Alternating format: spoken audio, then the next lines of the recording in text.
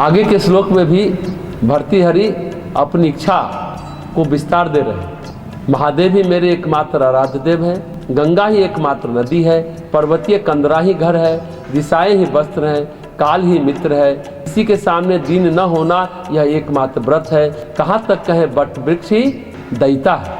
तात्पर्य है विरक्त पुरुष की जीवन यात्रा के लिए यही पदार्थ पर्याप्त है। 33 करोड़ देवताओं को छोड़कर जिसने महादेव को ही अपना देवता मान लिया है, एकमात्र गंगा जी जिसके लिए नदी हो, गंगा के तट पर बसता हो, गंगा जल का पान करता हो, जिसे वस्त्र की आवश्यकता न हो और जो दिशाओं को ही अपना वस्त्र मानता हो, काल अर्थात समय से ही जिसकी मित्रता हो, बाकी सबको जिसने त्याग दिया हो, जो दूसरों के समक्ष दीनता का प्रदर्शन न करता हो, यहाँ तक कि जिसने वट वृक्ष को ही अपना जीवन संगनी मान लिया हो, सुख दुख की हर एक बात उससे करता हो, ऐसी बुद्धि वाला मनुष्य ही धन्य है। ऐसी बुद्धि परमपिता परमात्मा की असीम अनुकंपा से प्राप्त होती है।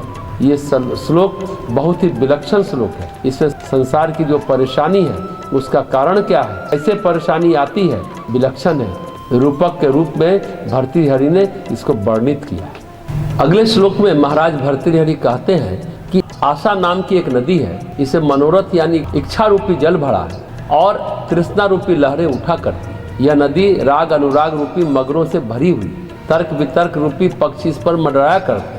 इसकी एक ही हिलोर धीरज नामक वृक्ष को उखाड़ कर फेंक देती है। अज्ञान के रसातल में खींच ले जाने वाली मोह माया रूपी भंवर इसमें बनते रहते हैं और चिंता रूपी चट्टाने हैं। इस नदी को कोई निर्मल अंतःकरण वाला जिसने योग साधना से ईश्वर से नाता जोड़ लिया हो, वही इसे पार कर सकता है। आशा में ही व्यक्ति जीवन भर फंसा रहता है, इससे कोई बिरला योगी ही मुक्त हो सकता है। आशा तृष्णा तर्क वितर्क राग अनुराग मोह माया ये सब फंदे हैं। व्यक्ति को चाहिए ईश्वर आराधना कर इन बंधनों से मुक्त होने का प्रयास करे। आशा नाम की नदी जो मनुष्य के जीवन में बहती है, कामना रूपी जल जिसमें भरा है, तृष्णा जिसकी लहरें हैं, राग द्वेष जिसके मगर और घड़ियाल हैं। सच यह है मोह रूपी भंवर से जो अत्यंत खतरनाक और कठिन है, बड़ी बड़ी चिंताएं जिसके तट है। ऐसे नदी के पार गए हुए शुद्ध अंतःकरण वाले बड़े बड़े योगीराज ही आनंद को प्राप्त होते हैं।